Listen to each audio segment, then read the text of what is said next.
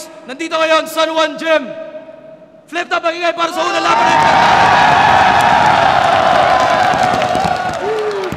Yo, malayang shoutouts talaga sa lahat ng suporta. Live online, buong 5 at 6 na taon. Ang susuporta hanggang susunod na taon. Lahat ng MC na naging parte, naging bahagi. Lahat ng Flip Top staff. Pare, mahal ko kayo lahat. Shoutout sa inyo lahat. Ito, grabe yung unang laban natin. Bakbakan agad. Sa kanan ko, representing Pasig, Campo Terrorismo, at galing pang Middle East para sa inyo. Mag-ingay para kay Dicta. Kung ulo na matibay, kami pinakamatikas. Para kaming ginto, maski kailan hindi kukupas. Subukan nyo ako, sigurado pagkatalo nyo ay klaro. Lahat kayo sasaksakin para mga batang musmo sa rekto. At ang pagtapat sa kampo, pare wag na magbala. Kami yung pala ko, lahat kayo sa amin masisiba. Mga madaming sinasabi, dapat putulin na ang dila. Sabay ipahid ko sa bukin nyo, parang sarili nyo'y binrocha.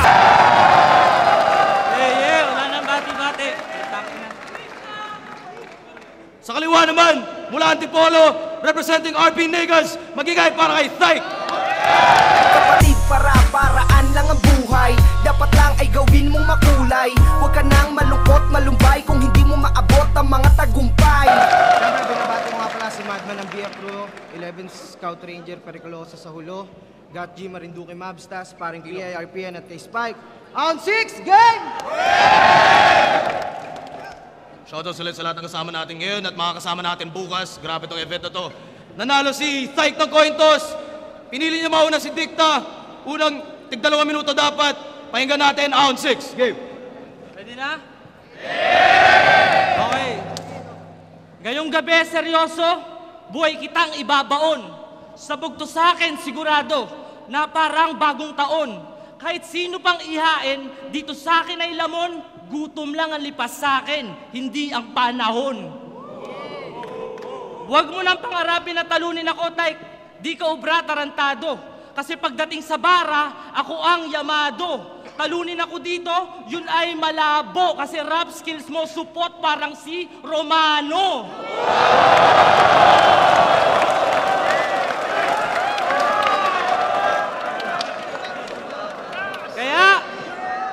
Kaya wala ka ng paki doon kung bakit ako nagpakalayo-layo. Basta ako, natulungan ko ang pamilya ko. Napatapos ko kapatid ko ng kolehiyo. Ang tagal ko na bakante, pero wala akong rason para magpatalo sa'yo. 3 taon ako nawala hanggang ngayon, mas matunog pa rin pangalan ko sa'yo. Kasi panggap lang yan si Thike. Dain matindi yan. Lumalabsong pa ang gago. Sobrang kadiri niyan. Samantalang ako, rekta. Sunog ka parang damong aming sinindihan.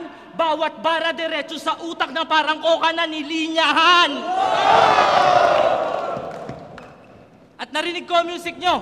Seryoso, angat pa rin katangahan nyo. In short, latak lang kayo sa industriyang to. Meron siyang kanta, Kamusta Rap Game ang title. Di ko alam kung anong pananaw mo. Kinakamusta mo yung rap game? Pagpapatunay lang yan na walang pumapansin sa galaw nyo. Ako'y may dugong terorista. Wala akong pake kung sinong mapindeho. Pugutin ko ulo mo, sabay lagay sa baldeng may simento. Mula noon hanggang ngayon, wala akong inurungan na enkwentro. Putukan ka ng AK-47 sa likod parang si Andre Krilenko. Di ako nagbago, nanatiling bastardo. Sampaling ka sa mukha, yun ang palakpakan na magarbo. Bars ko kargado, kalaban ko maltrato. Dapato sa akin ngayong gabi parang hold up ng bangko. Kaya ngayon, alam nyo na pangalan ko hindi lilipas. Ako ang Marcos ng hip-hop, ang diktador ng Pilipinas.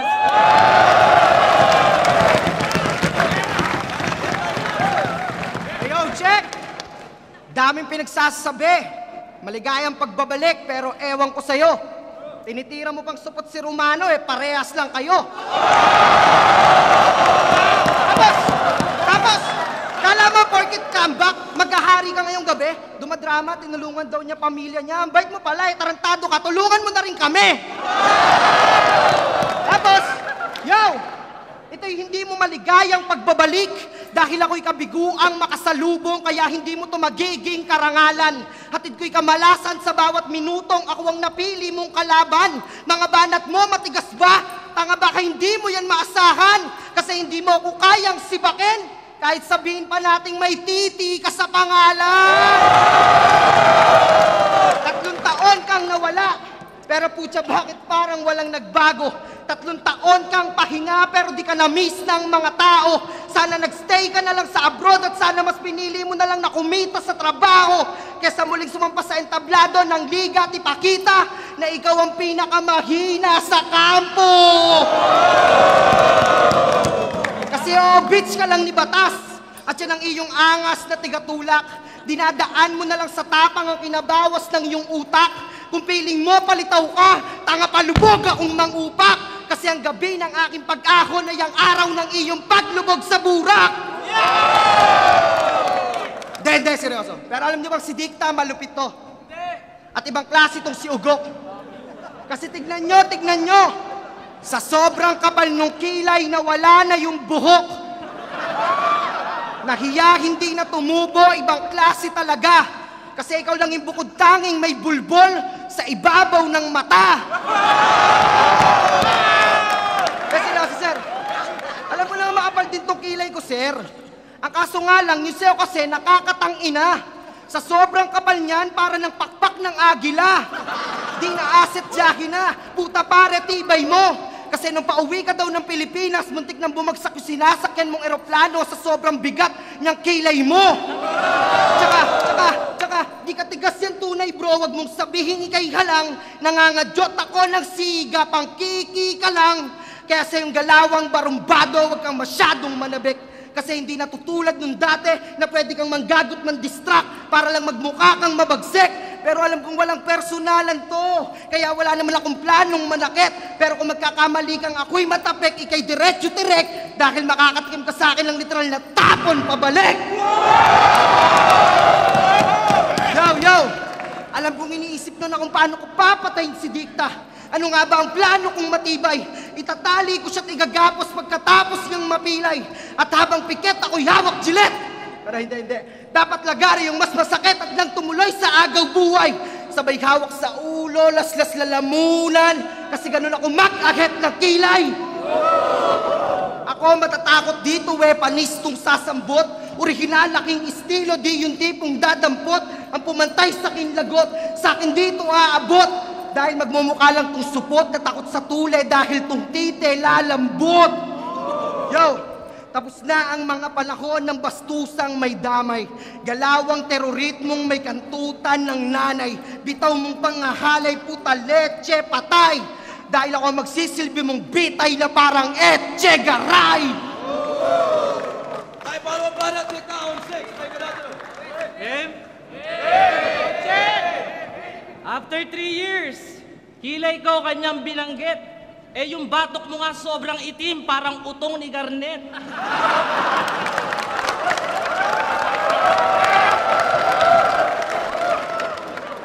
Yo, kitang-kita naman sa letra na walang palagsakin si Jason Cruz.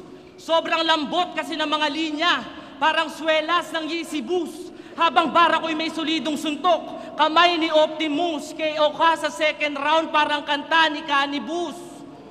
Wala kang matibay na tinalo, sabay sobrang proud mo. Ako ay sobrang ganado, kaya sure ang lose mo. Panggap na matalino, walang alam na parang crowd to. Banat mo, 38 na walang bala kasi walang laman mga rounds mo.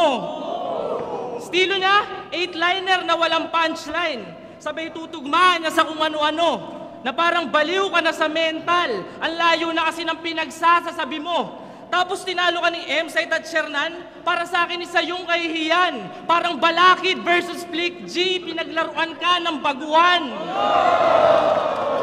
At wala kang tumatak na linya.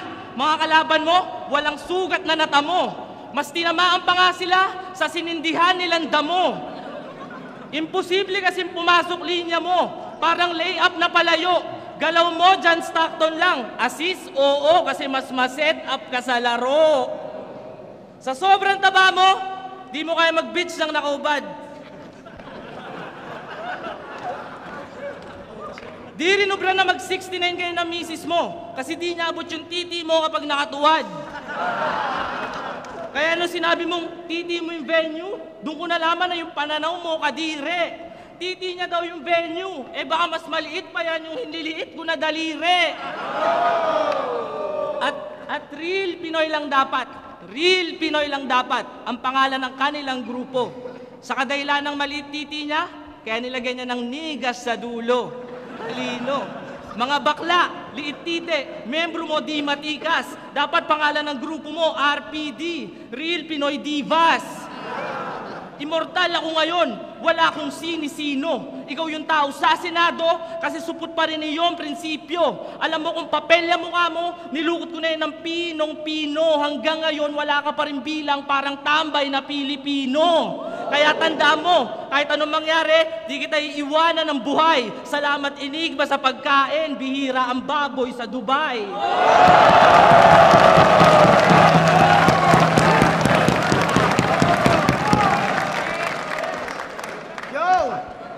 Daming sinasabi, mga linyang walang kwenta para ako'y asarin. After 3 years daw, tinitira ko pa yung kilay niya, tangina mo, may kilay ka pa rin. Tapos, di ba, left titi namin, pero bakit ka galit? Sino ba ding, sir? Ba't gusto mo paliguin sa beach ng walang damit? Yo, alam nyo bang mas gugustuhin ko pa na nagkaroon ako ng 2 talong sunod? Sa baba manood, at dito sa ligay hindi na tuluyang maging tanyag. Alam nyo bang mas okay na sa akin na maging si Sayad o Apok na palatso, maging si Batas na palamura, kaysa maging katulad nito ni Dikta na merong titing bansag? Oo, dahil kadiri kapag tinatawag kang etits wala kang palag. Pero alam mo bang para sa akin mas okay kung MC name mo betlog kasi mukha kang bayag. O para kang uting kinapon na sinilid sa garapon at pagkatapos ibinalot. Alam kong yung angas mo di tunay na parang pek-pek ng bayot. Ako pag siniga mo, puta korni kang yung abot. Dahil kahit baliktarin pa natin yung salitang okat-tukat, di ako makakaramdam sa'yo ng takot. Dito ilan ba ang tropa mong hurado? At ilan ang siguradong di pabor. Bawat bitaw ko walang talo, parang sales sa mga mall. Sa akin tumbatong taga-kampo, veteranong tirador. Ngayong gabi, ako ang sakit na papatay sa diktador. Overkill to walang duda, na parang Itbulaga at Showtime ang ating labanan. Pagtapos dito, pamilya may mistulang nagbubuo ng puzzle sa iyong wasak na katawan. Kung durugan ang gusto mo, tanga ba agawin kitang palaman? Dahil kapag inuntog-untog kita sa lapag, dun mo palang masasabi na ipagbasag ulo ka sa daan. Wala kang tumatak na linya bukod sa iyong imahe na pangkikay. Bawat bitaw mo ay basura, parang mensahe lang ni Binay. Barumbado sa larangan pero yung atake walang tibay. Kasi yung tigas mo parang bintilang ng bata, madaling mabali at mapilay. Ika'y hinog lang sa pilit kaya kinalburo ka na bunga. Trying hard magpakabatas kaya saktong dope ang resulta. Ako'y di mo matatalo sa ring kahit malapoli ang itsura. Dahil ako'y Mr. Asimo. Kadadakdak mo, butataka, pahiya kang banuka. Di ba ikaw si Brian Garcia? At yan ang iyong tunay na pangalan. Pero sa eksena, ikaw si Dikta. Kasi tigas gustong patunayan. Pero paano ko magiging idol tong sikap? Eh kahit nga maging anak pa to ng may agima at puta sa akin, wala yan.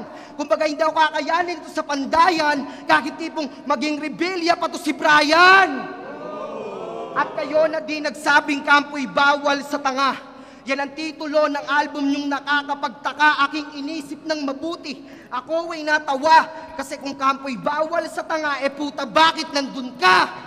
At eto last bago magwakas, kung gusto mo talaga maging sikat na tite, kulokoy, dapat palitan mo na lang yung pangalan mong Dikta at gawin mo na lang Pink Putotoy. Ay.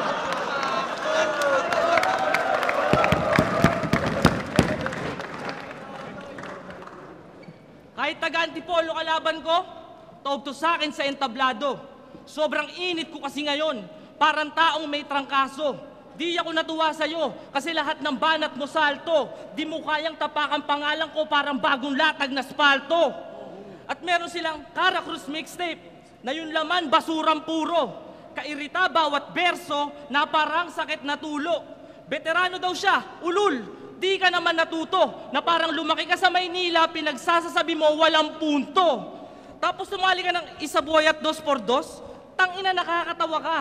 Para ka lang Hinebra sa PBA ngayon, sa tournament, walang napapala. Kasuputan lang na iambag mo sa eksena, kaya sa rap game tumigil ka na. Dekada ka na nagra-rap, di ka pa rin nag-i-improve, tangina ka. Kaya wala kang bilang sa liga. Sa baraha, mababang kicker.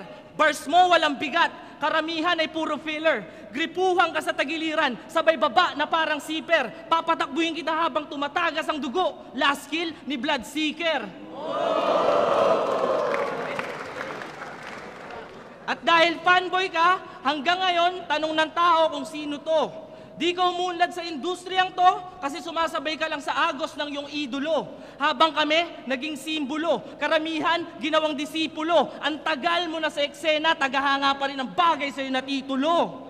At oo, brutal ako. Ibahin mo ako sa mga nakalaban mo. Sa sitwasyon na to, ikaw nasunod na isasako ko. Tropa ko ang Panginoon, kaya walang bisa, dinadasal mo. Kaya Jason, di ka masasagip ng krus na sinasanto mo. Huling 4 na bara, di ko na kailangan na madiin na panapos. Salamat sa mga tunay at fuck you sa mga sumasabay lang sa agos. Todo enjoy tong bakasyon ko, tang ina, buti nakaraos. Matalo manalo, classic na ako sa industriyang to, parang superstar na sapatos.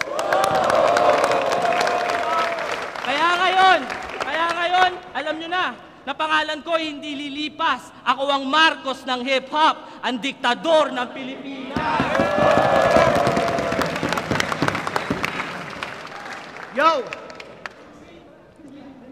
Pagbabalik, saludo sa lahat ng Pinoy na nasa ibang bansa. Kasi kayo ang tunay na bayani para sa aking palagay. Kayo mga nagsisika para sa pamilya.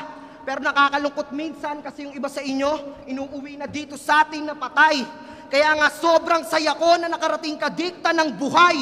Dahil ngayon palang mangyayaring may Pinoy na babalik sa Dubai na malamig na bangkay. Ika'y nakabalot ng kumot, nakabuhol na parang suman. Tapos bawat sulok ng katawan mo ilalagyan ko ng bulak, pupunuin na parang unan. Ika'y mistulang regalong nasa kahon. At sa mga kababayan natin ay ako na rin bahalang magpadala. Para bukod sa kinatay na kita ngayong gabi, nagkaroon pa ako ng pasalubong sa kanila. Ako'y may diskarteng mala Duterte. Kaya bawat makatapat siguradong todas na may dunong ni Miriam na ang talino sa kwaderno ay nakaposas. Wala ka nang makukuha na grace kasi iyong sulat puro low class. Kaya alam kong wala ka nang matatanggap na boto, puta pare, parang Rojas. At kung meron man, yung iilan. At baka sila'y mga nahihiyakang ilaglag. Pero sasampalin ko sila ng katotohanan para malaman nilang sa sulatan di katagdag. Malawak pa ang espasyo ng kamatayan. Kaya ako ang naatasang tigadagdag. Masakit mang isipin ng katotohanan na di ako makakapagpaluod ng bituin dahil alam naman natin di katanyag. Mapa 1 on 1 o 2 on 2, gago di ka lumitaw. Kaya ako may magaling man sa tandem yun ni Apok, puta pare, di ikaw. Kasi nagmukha ka lang niyang hype man sa stage. Tapos wala ka pang maayos na linyang binitaw. Kaya dapat sa'yo nasa crowd at nagchicheer. Kasi magaling ka lang sumigaw.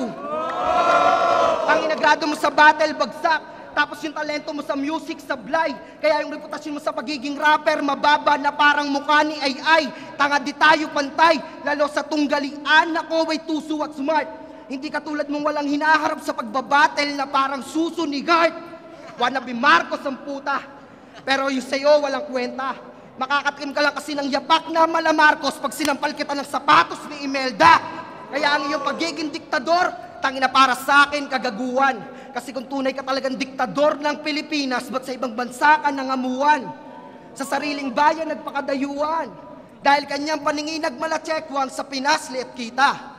Kaya iniwan ang kultura para sa pera tapos nagpapakatunay sa eksena. Ilang linggong bakasyon may sulit na ba? Kasi sa pagbabalik mo sa Dubai kami ng bahala ni Enigma. Kaya boss, pakitawag na lang yung mga bouncer kasi tapos na itong battle at pakisabing pakikaladkad na lang to si Dikta papunta sa Naiya para menos gastos na padali pa. Bye-bye. Time!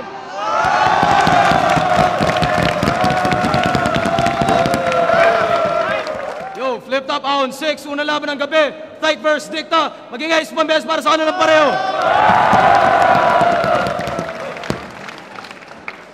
Ang boto ng hurado, 4-1.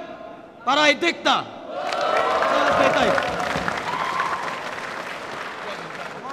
Actually, pinili ko si Dikta. Mas natripan ko yung sulat niya. Pero mas naging aggressive si Stike. Pero mas ano yung sulat ni Dikta, mas may impact. Yolan set ako lang forward. Parang binoto ko si Dikta kasi pasok siya sa time limit. Tapos mas direct yung mga pagkambing niya sa mga bagay. dikit yung laban pero mas talagang ano si Dicta. Round 1 to 3. Pero yung rebat ni Tyke maganda. Yun. Nico Armaletra, Firing Squad. Fuck no Max Sport, ng ina ka. Binoto ko si Dicta. Kasi mas creative yung punches niya, saka mas maraming lumanding.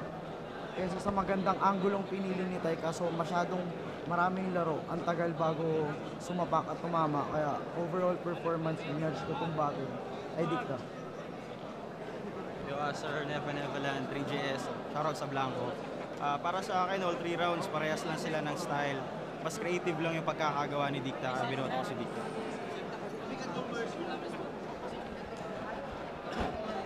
EMF Productions, what it do?